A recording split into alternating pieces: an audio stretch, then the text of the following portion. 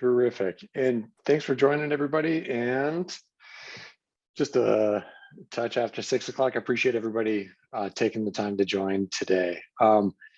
We've got a quorum looking at the group of attendees and just taking a look at what we have coming on today. We're going to go over just quickly, see if there's any comments. Old business, following up on the typical bond program status report, any updates on COVID status of things, continue our conversation on the bridging proposal for the 2022 bond. And then we had a late breaking item for an item of new business with Becky Timchuk joining us to talk about the 2022 bond. So she was going to come and speak to us, the BAC, and the intent of that conversation is with the upcoming bond issuance, there's a request for kind of an endorsement of the 2022 bond. And if there's any questions that we have regarding that, so there's going to be a chance for us to kind of hear that proposal, have some discussions ourselves, and be able to kind of provide an opinion if we're comfortable providing an opinion at that time. And then we'll wrap up certainly before 8 p.m. But are there any other items of business that other folks had that we might be missing?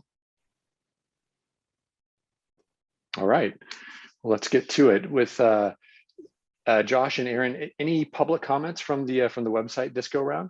No public comments received, Brad. I do want to state for the record that we do have a contact the Bond Accountability Committee link under the BAC website. So even though we broadcast that we have a meeting and people and community can make public comment, there is a link full time, all the time that our community can go to, but no comments for our meeting.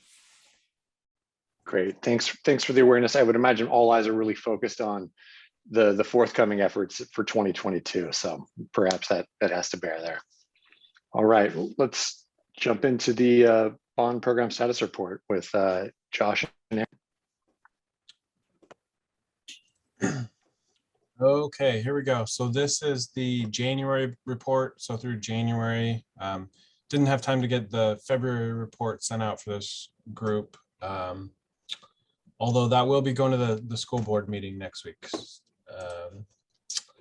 So not a lot has changed over the last few months. On the January report here, you can see that was not much change. Our program reserve plus contingencies actually increased about 90,000, and that was really just due to largely some financial closeout on ACMA. Oh, and actually, and it was based on bid results. We did we added like a storage building on the back of ACMA there, and we bid that out. So it's being constructed right now, and it came in under the projections, which were all within that project's budget. We did a budget transfer of 461,000 from the repair project and into the Seismic project, and that was for West TV. We're doing an upgrade there this summer to the gym. The gym at West TV is one of the ones that's a seismic red zone right now, and I identified it as a deficiency. So we bid that out. That's under contract now, and we'll be doing that this summer. So it was a transfer on how we funded it. Because it was being funded by dollars that had been allocated to West TV for a previous project that were saved.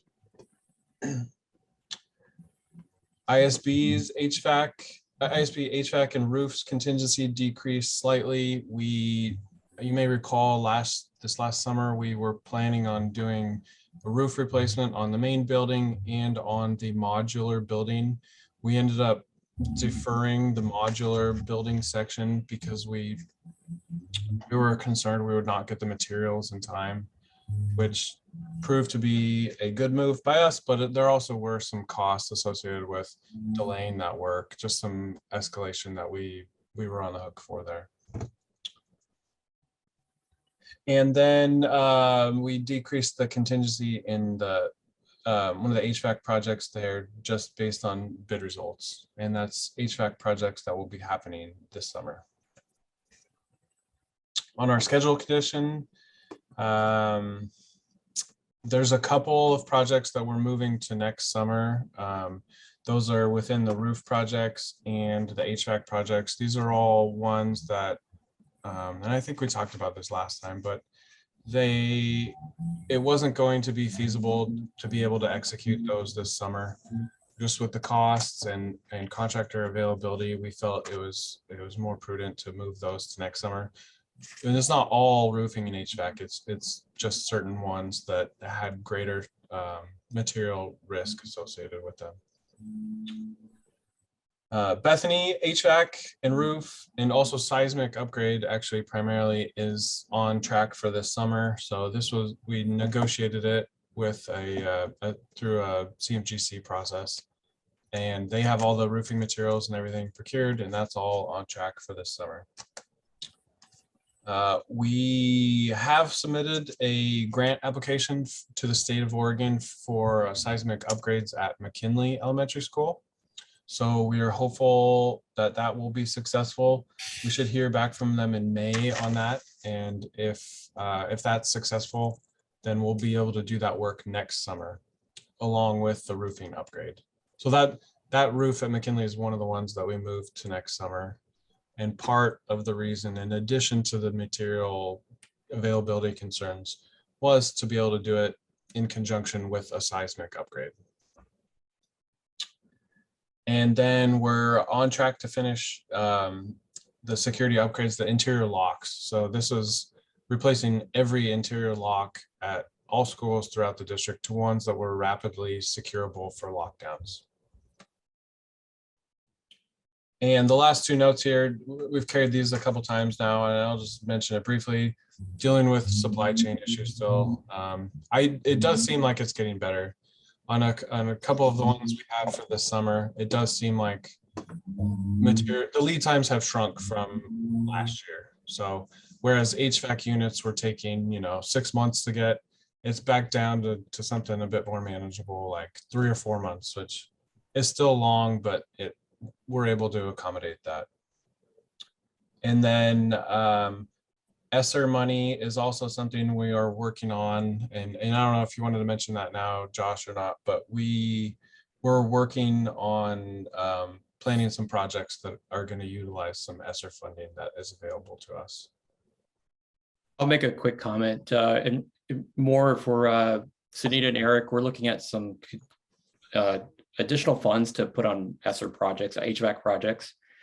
And plan will be at the April 4th work session. I'll provide more detail about what we're looking at, what was the current plan that we had for HVAC, and what additional projects we can add based on some opportunities. So we'll get more in depth in that at the work session.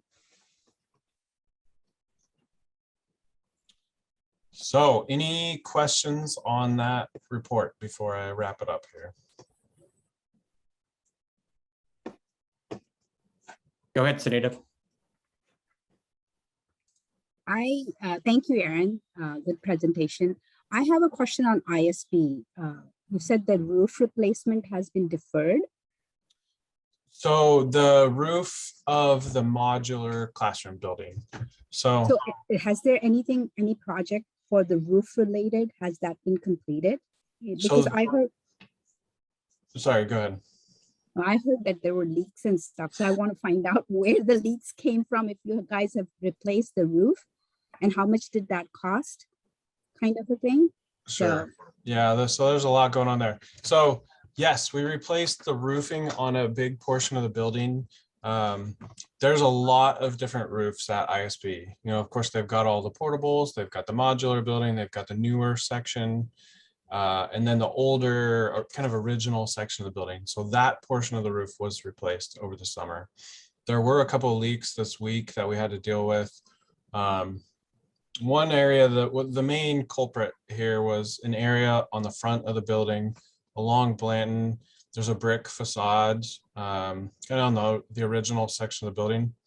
And the parapet on that brick facade, as we replaced the roof, we found that parapet was not secured seismically. In fact, the brick was all the mortar joints were all old. It was crumbling.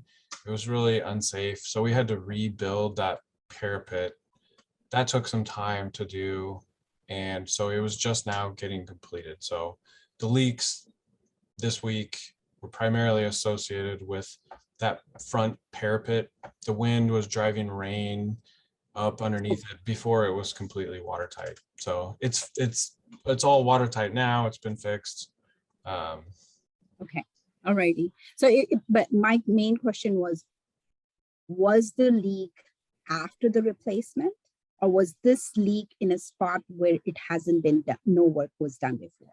It was in a portion where the roof has been replaced, but the weatherproofing had not been completed. Okay, but it's fine now. It's good now, yes. Okay, thank you. Yep, no problem. Any other questions?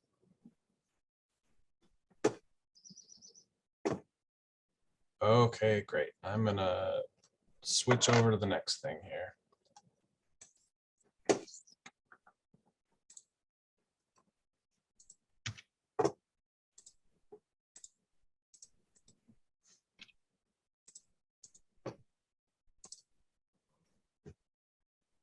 Oops.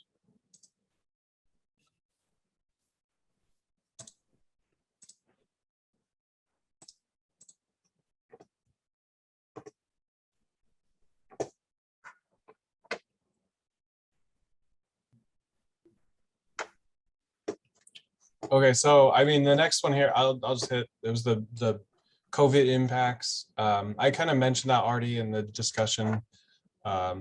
Lately, we've still been seeing the impacts in bid results. Bid results are coming in high. Our estimates for projects are coming in high. I get pretty frustrated with cost estimators on these projects. I've seen a bunch of cost estimates where the cost estimators say, they put these disclaimers on the cost estimates that they provide us and say, hey, you know, we don't know, you know, this is our best guess, but it could be 50% more. We don't know what the COVID impacts are like. And it's tough to do a lot with estimates when they're plus or minus 50%. So that's kind of frustrating. It seems like nobody's got a really good grasp on how these things are going to land, which is challenging, especially when you're, you know, projecting out so far into the future. The last couple of bid results, we haven't had very many bidders on. That's been a little unusual. You know, over the last year, we actually got pretty good turnout on most things. The last couple, we have not seen very many bidders, and I was surprised by that. So I think we need to do a better job of doing outreach on these projects. And it's hard to know if that's a COVID thing or not, or project specific. Aaron, do you have any idea why there are fewer? I don't. The last project that comes to mind was maybe is one of our classroom walls projects where we're going in and putting in is enclosing these classrooms. It's something we've talked about here, where the classrooms didn't have walls or doors, and we only had one bidder on it. We accepted the bid because it came in right on our estimate, but you never like to be in a situation where you only get one bidder. And I don't know if it was due to the complexity of the project or the fast pace of having to complete it over the summer, or COVID. But it's something we're going to work on, and we'll reach out to bidders after the fact too, and ask why, you know, why or why not. Why didn't they bid a project? And so we try to get that feedback pretty regularly to make sure our solicitations are competitive too. Thanks, Aaron. I think we've got Cheryl up with the next question. Yeah, thank you. My question is similar to what Dick was asking, Aaron. I'm just curious, how long is the bidding period? And do you think there was adequate time for contractors to pull together a bid, given how busy everybody is, given how much work is out there, and labor shortages and all of that? We're having, through my work, we're having issues with a couple of our affordable housing projects where it's been a challenge for the developers just to get bids. So very similar situation. And sometimes the bids come in and it's a number that doesn't seem to be really based in reality. And it needs a lot of work to get it back down and to really reflect the body of work. Yeah, so our standard is like 30 days for a solicitation, and sometimes it could be a little bit more or a little bit less based on the project and complexity and size. But that's the standard we go for, and it usually works pretty well. Right, and Brian. I was just going to say, at Metro, we're seeing kind of a very similar trend where, we're getting 0 or 1 bids for projects, and the bids are coming in quite a bit higher than expected. And I think the contractors out there are just, they have a lot to choose from. So it's hard to, I think it's hard to get them to focus on your projects. So I'm not surprised the school district is dealing with this as well. Yeah, one thing a solution that presents itself is going with more negotiated type projects. The contractors like projects that have sort of lower risks, and doing a CMGC type project sometimes is more appealing to them. For instance, as we look towards a future bond, we're probably going to be looking at doing the CMGC solicitations for like the Beaverton High School rebuild. That'll definitely have to be a CMGC project, because it's such a large project that you're not going to have contractors out there who are interested in hard bidding it. In projects that have a lot of inherent risk, we have to look at how we solicit that work. Thanks for that, folks. Any other questions about COVID impacts to ongoing bond projects right now?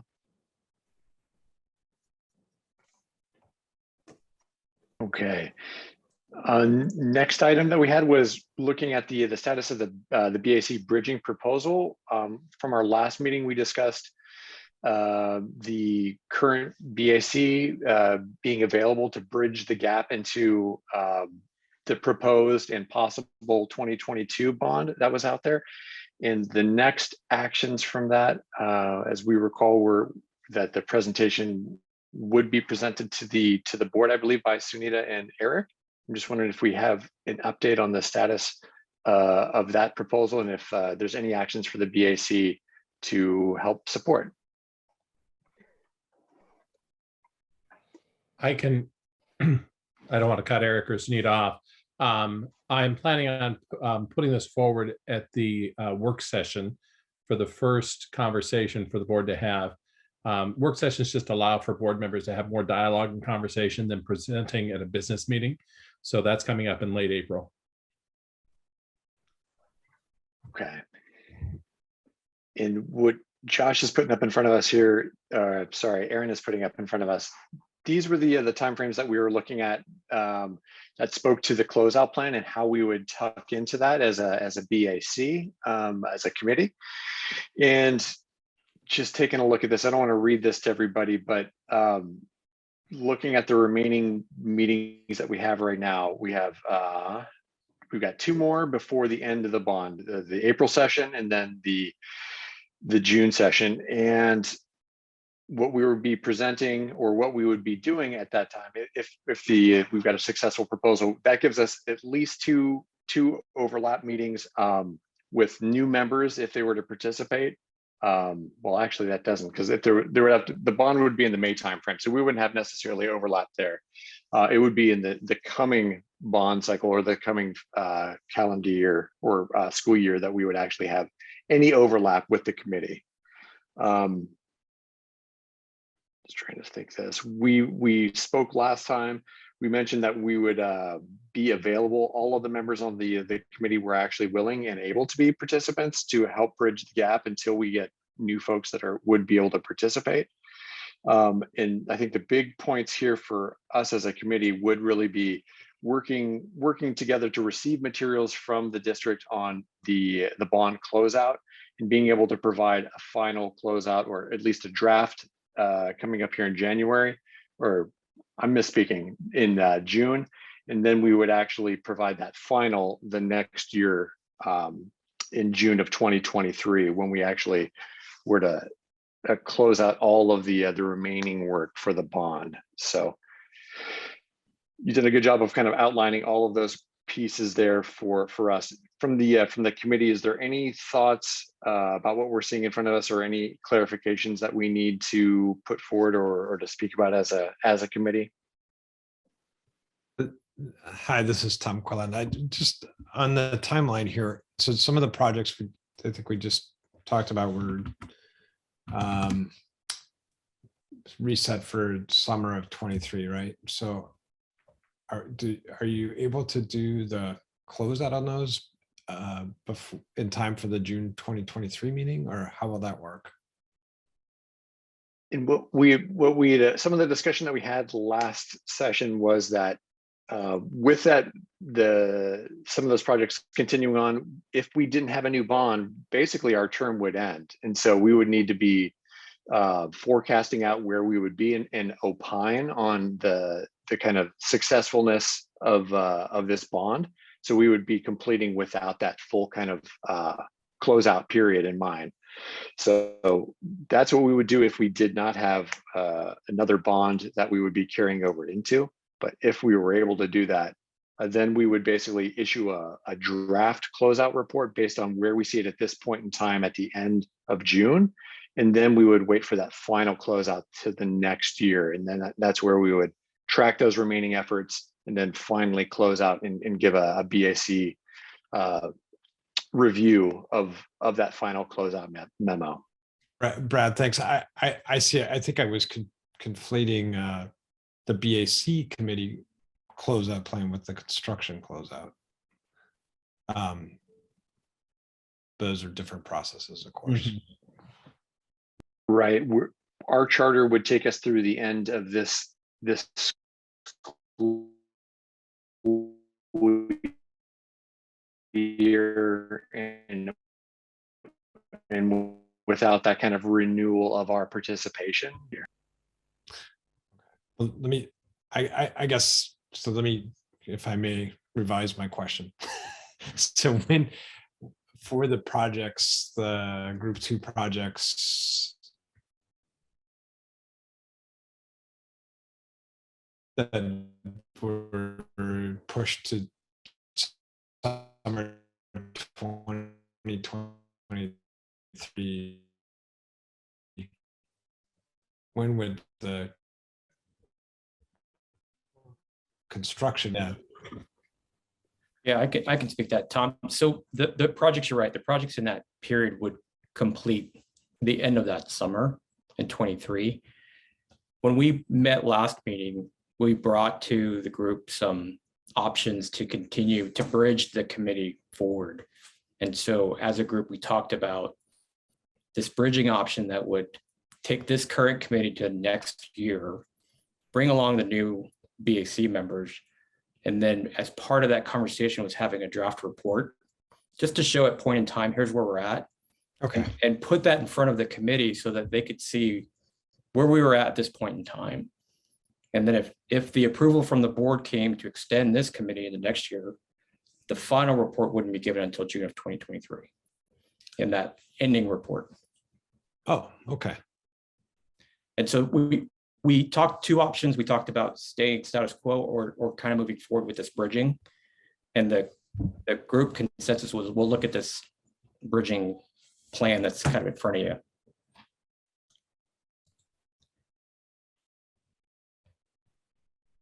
Okay. And really, when we were looking at this, one of the points of conversation before was the remaining work, the kind of value of the remaining work. And when we look at the total value of the bond, we really only have a very small portion, de minimis portion of that work remaining. So if we were to provide a draft snapshot now, we feel, or I think it would be reasonable to say that we've got a good snapshot of the overall performance with the caveat about the remaining work.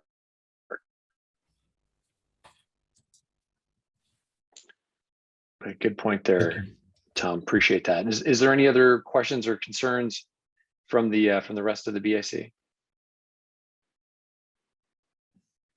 Okay, so hearing that, we would have this presented at the working session. You know, we're all eager to to get some clarity on that, to see if we have some quick work to do for ourselves to kind of put together a summary report here in the next couple of months or not. So I definitely appreciate that.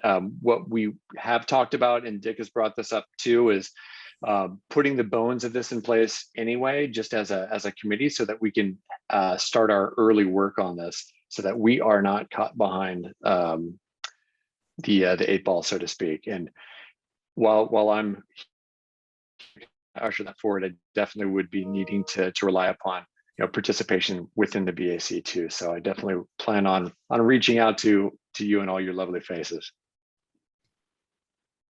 So Brad, if I can, again, the April work session is April 4th, and I know that we'll have our follow-on BAC on the 27th. We'll be in contact about that. Excellent. Okay. So can you go back just one slide just to speak to what we were talking about would be included in the closeout plan? The next slide, please. Thank you. As far as the general content, what we've been talking about when it comes to our bond reports that the district's been providing us, we would have that same material, but in the roll up for the total bond amount, and look at total commitments over time, and really go back and make sure that we're measuring up against our goals and priorities from the bond. Speaking to the key projects, we've talked about also the kind of the opportunities and challenges along the way to be able to speak to that. And I think another key point here too is those realized opportunities that as a district, they've brought those to the BAC for opportunities to help use some of the contingency funds and other ways to actually redeploy those while still fulfilling the goals and priorities. That would be, I think, an important section for us to really comment and opine on.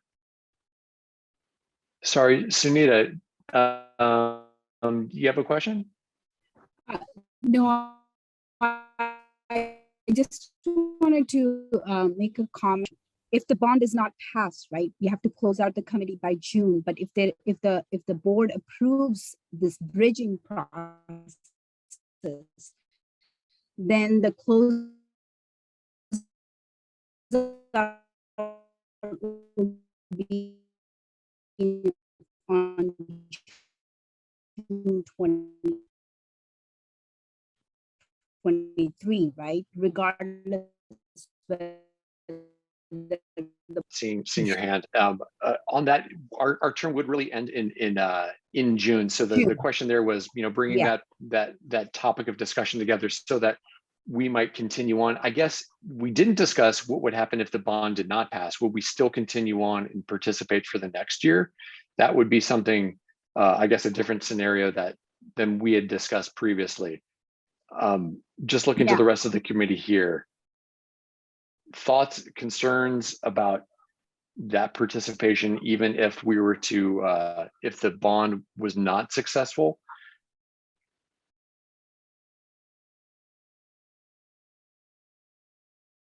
So, excuse me, I have a question, I guess, for Josh and Aaron.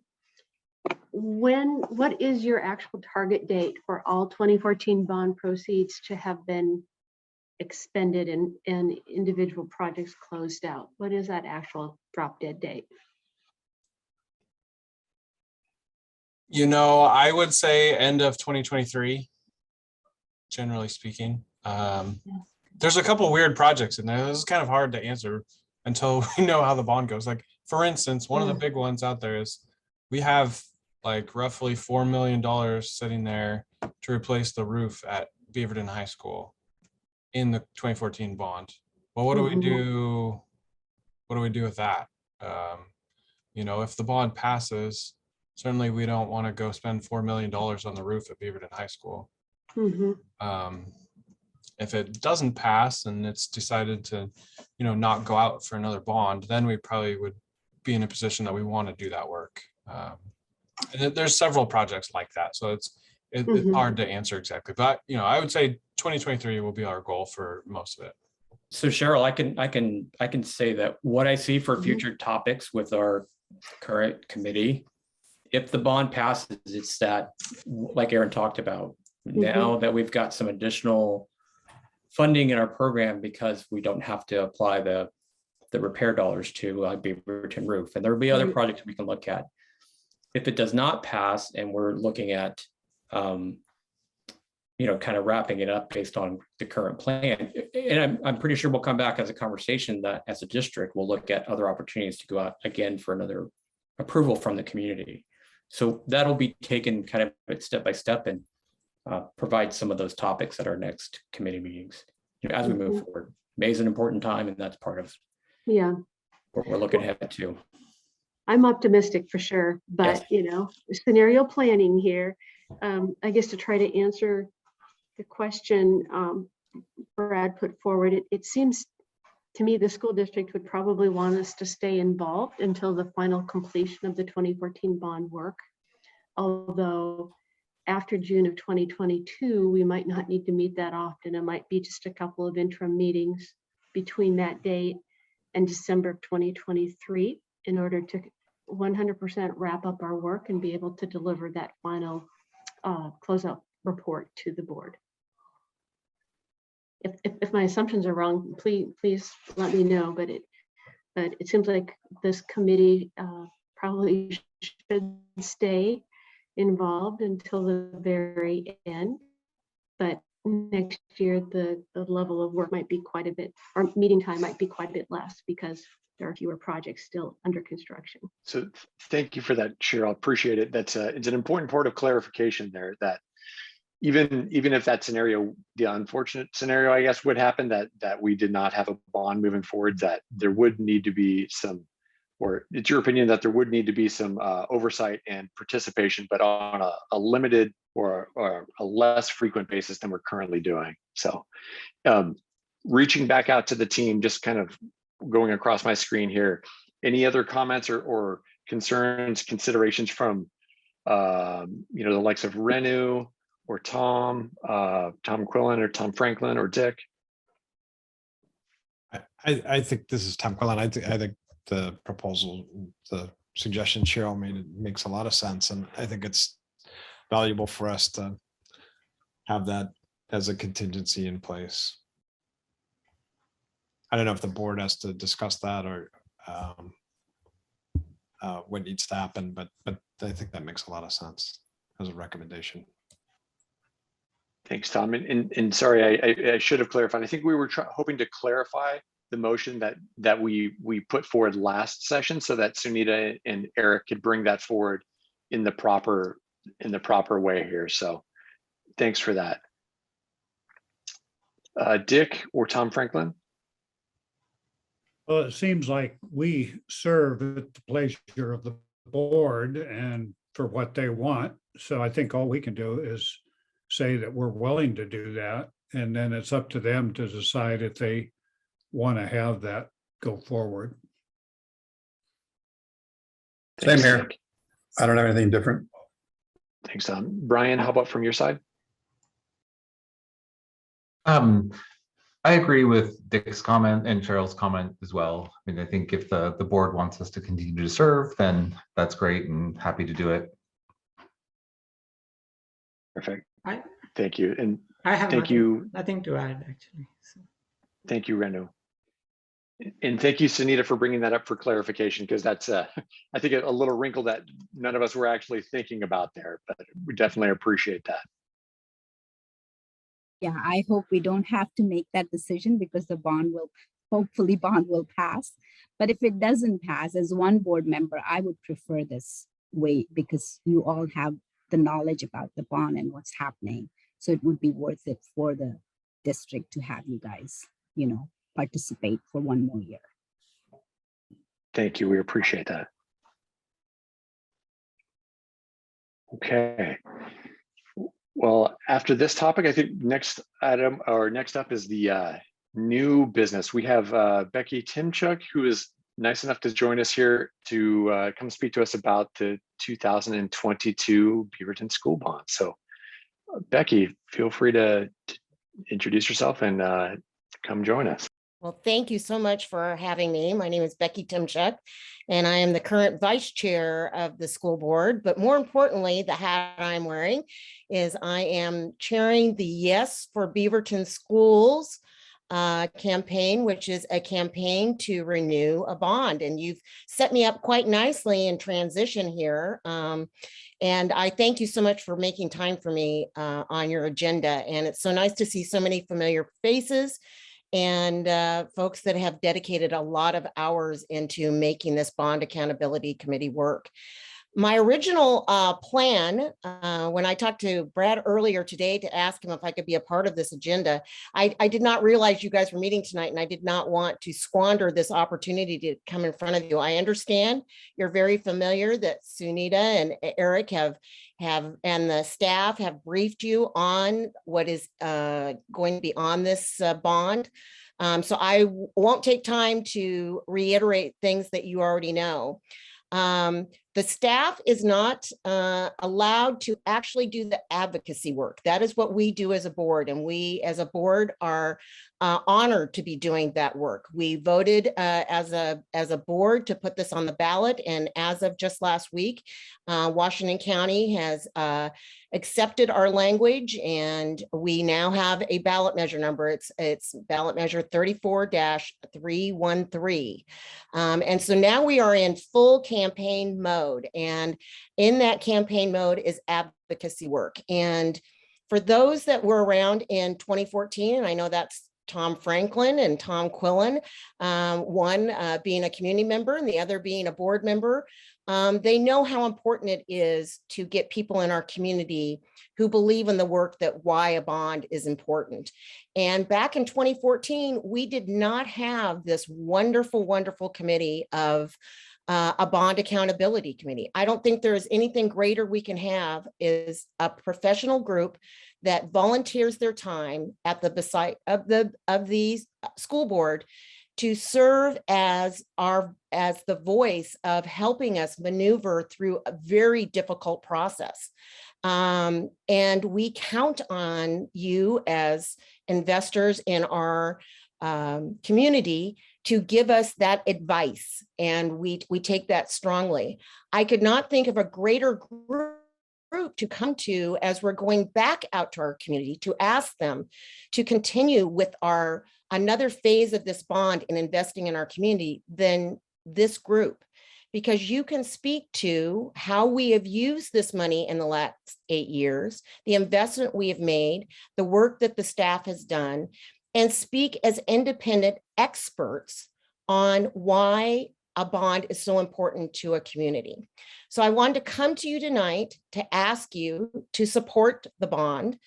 And also I was going to ask you as a committee to support the bond, but because you do serve as been brought up tonight, at the will of the board, I'm not going to ask you to do that as a committee, but instead I'm going to ask you as individual members, and also to let you know that another way that we can show our community that this bond accountability has been doing the work through all of the briefings that you give us as a board, through the things that are in our board books, we can show our community how you have been tracking over the last 8 years, not all of you individually, because I know all of you have not been on this all 8 years, except for maybe you, Tom Franklin.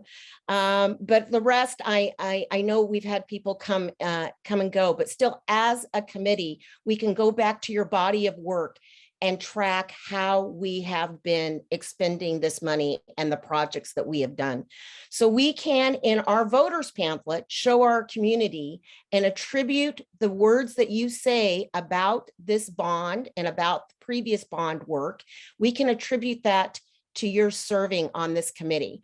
I would still like, if you are so willing, to actually endorse as a member of this committee to be in our voters pamphlet. I would greatly appreciate that. And we can get you the paperwork that needs to be done with that. And I would be remiss with all of the presentations I'm making throughout the community, Rotary groups, the Beaverton Area Chamber of Commerce, NACs, CPOs, where all of its board members are going to PTOs. We're all speaking to our community. I would be remiss if I did not say we would also welcome if you went to our yesforbeavertonschools.org, and you can get involved as a volunteer, or you can even be a part of our campaign by financially supporting that. And we would greatly appreciate that as well. So I thank you so much for your dedication to our BAC, and I'm welcome to answer any questions on the campaign side, which I know Sunita and Eric can also do. But thank you so much, and we appreciate all that you do for our community. Thank you, Becky. Definitely appreciate that, and thanks for clarifying the point there about the roles of the district and then how the board serves to really support the forthcoming bond for 2022. One question I think that I had just out of for clarification was you'd be looking for or soliciting a endorsement from us as individuals rather than as a BAC. Was that I was just going back through and double checking on their charter itself. Was there anything that precludes us actually speaking as a committee rather than as individuals? I'm curious if we know the implication. Well, I've asked around to a lot, because again, we did not have this committee in action when we did this in 2014. When we went out for the levy in 2018, we really did not ask the bond accountability because that was not as relevant to our levy as it is now to our bond. So I've asked staff people to weigh in on this. I've asked, without going directly to the Secretary of State, I believe what I'm going to do is I do not want any of you to question your ethics.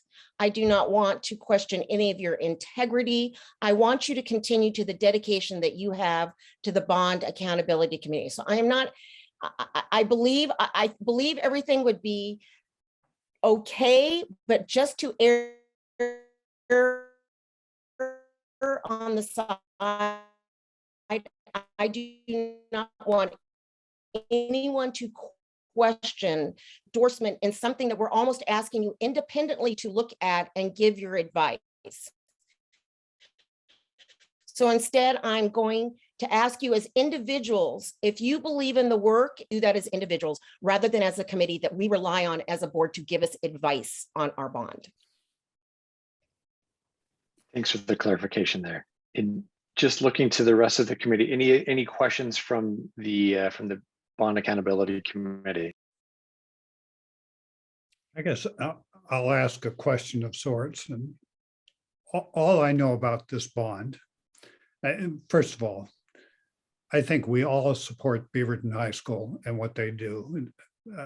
Otherwise, we wouldn't spend the time as we have on this committee. But when I looked at the materials that I've seen, and they're mostly promotional materials, and they talk about the cost of this, and they talk about the tax impact on this. And I believe the scope of the bond is to build Beaverton High School, primarily to build Beaverton High School and Raleigh Hills Elementary School. What I haven't seen, and what would help me say, put my name on that, is what's the benefit of this to the community? Now, I know I can come up with that. I think that education is important and stuff, but I don't see that emphasized. And I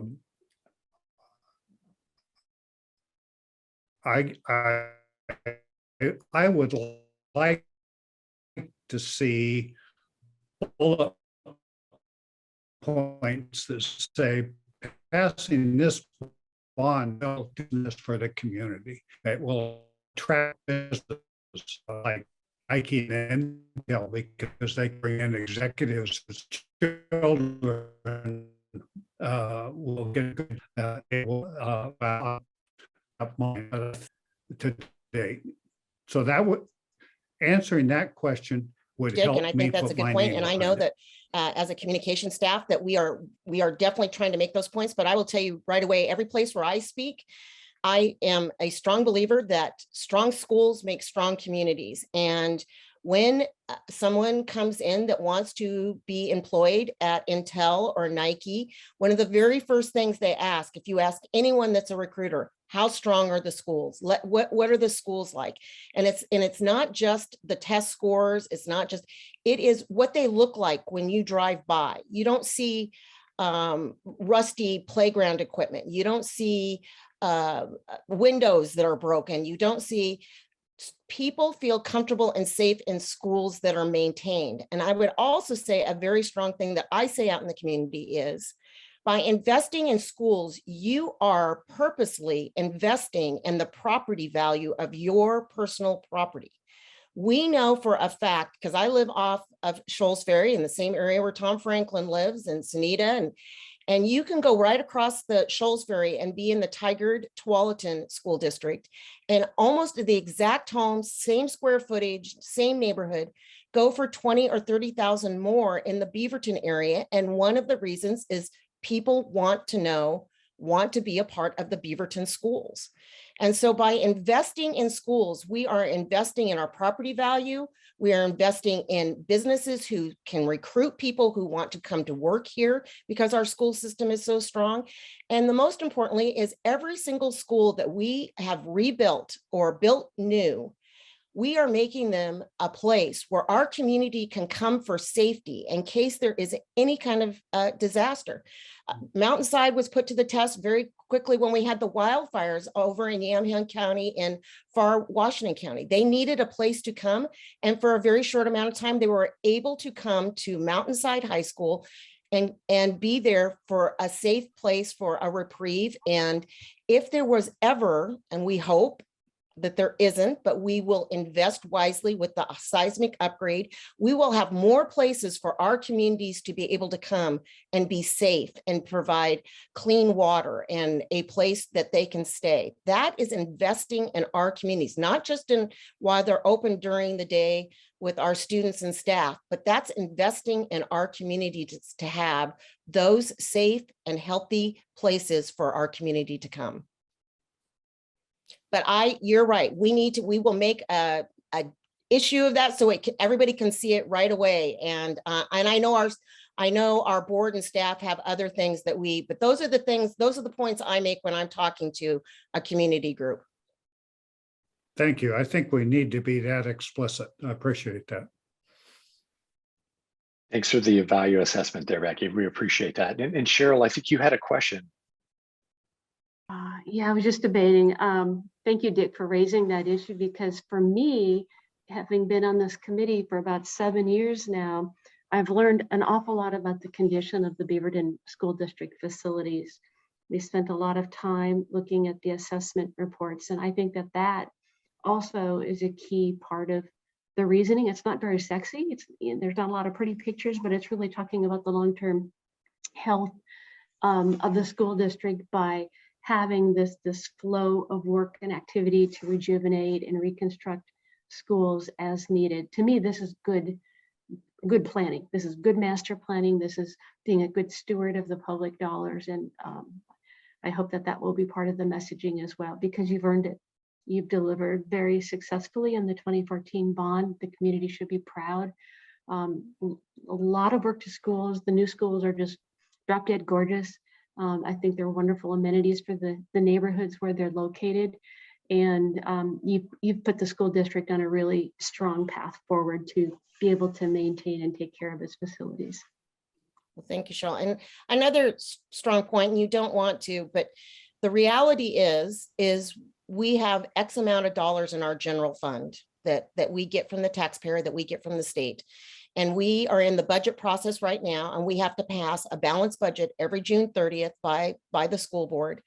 And if we do not pass this bond and a roof starts leaking at Beaverton High School, or well, as Aaron says, we do have money aside for that if this bond does not.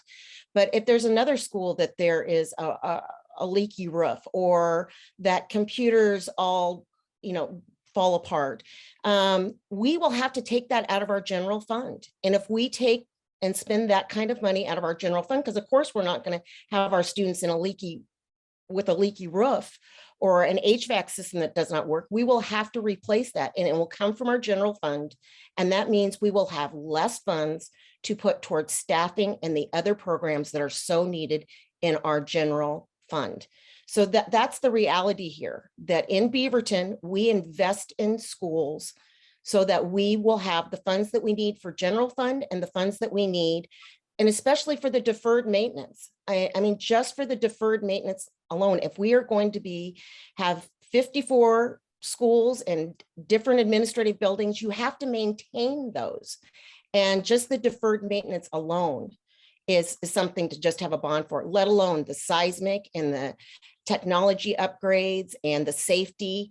These are all things that needed, as well as the equity issue of bringing our field use. As you folks know, that when we built Mountainside and now we're going to be building Beaverton, our fields, they're underwater most of the time in the springtime. This is an equity issue amongst our schools. So this will be a way for us to provide equity throughout our district.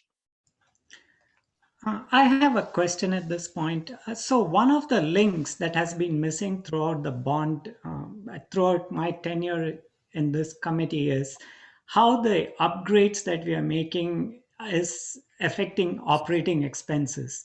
So I was wondering if that link could be made. For example, how does improving the seismic, decreasing the seismic vulnerability of the buildings, how does that affect, for example, insurance payments? Because going forward, we are going to see more severe weather and higher insurance rates. So has that link been made? And that could be an important link looking at the future for why we invest in these buildings.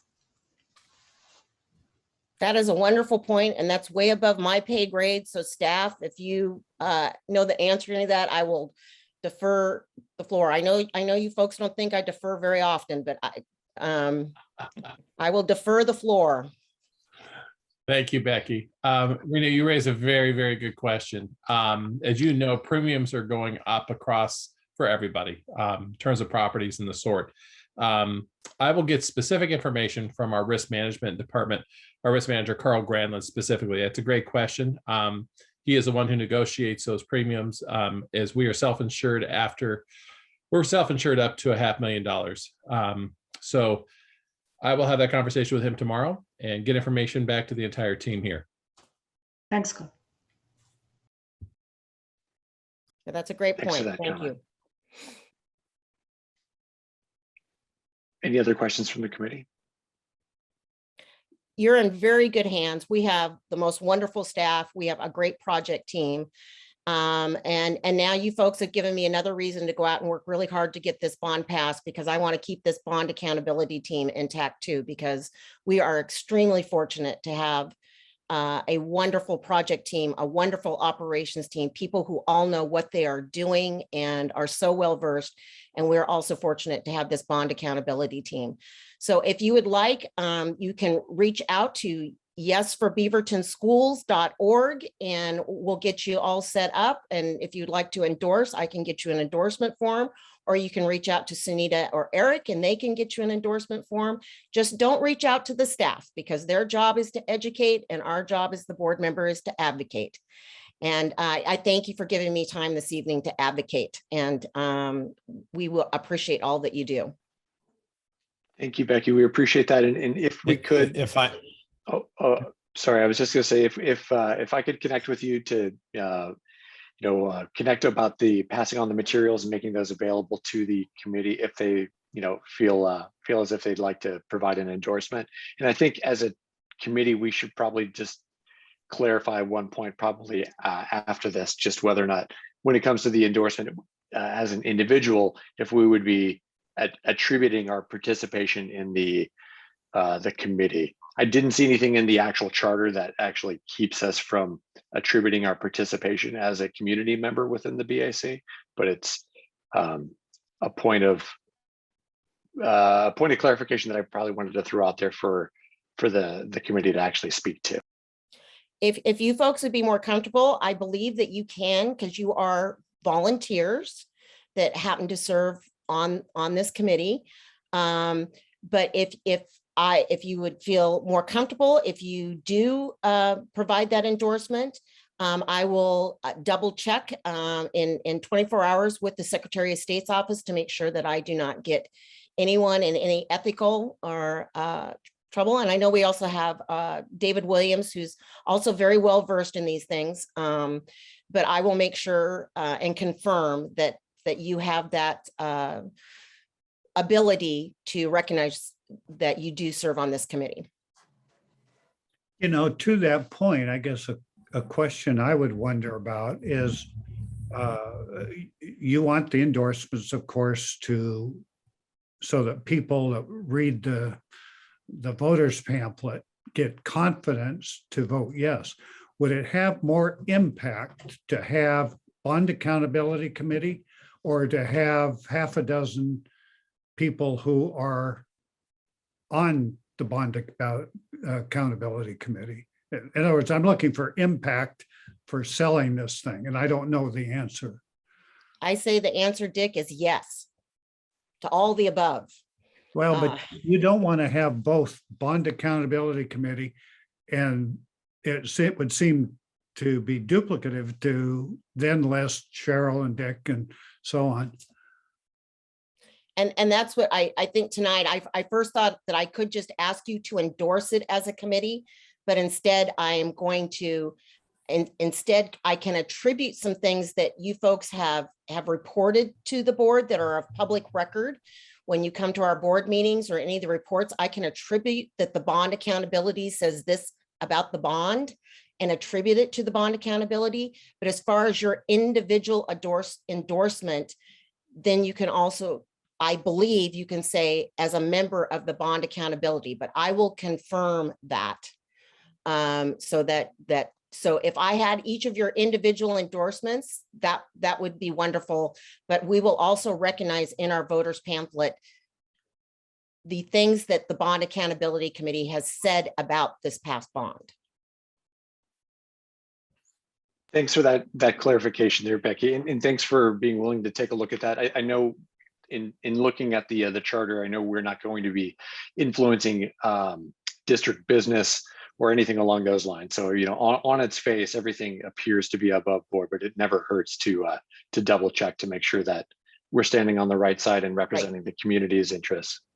And that's in the best interest of all of us. The school board, this bond, we don't want to do anything that would at all attribute that we were, you know, not doing everything with the utmost integrity and following every ethical. So I will follow through with that. Thank you very much for that. Any other items of new business from the committee?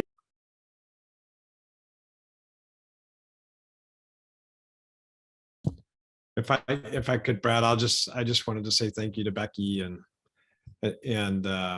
really thank you to Becky, Eric, and Sunita for all of your service on the school board and for the work that you've done with the staff to create the bond proposal and get it on the ballot. And Becky, thanks for coming and explaining it to us tonight.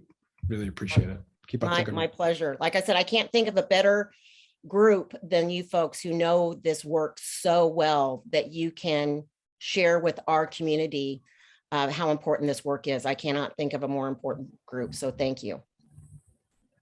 And right as we were talking about the continuity of things too, I know we want to make sure that we have the staff available as well as the community involvement to actually maintain continuity into the strong start to the 2020s here. So appreciate that. Right, we just need to be careful. We could have a life sentence for all of the BAC members here.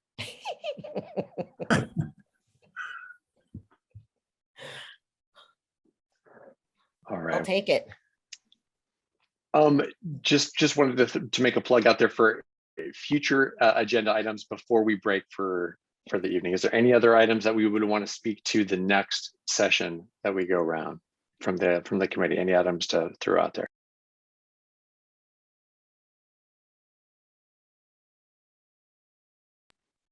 Yes, please, Sunita.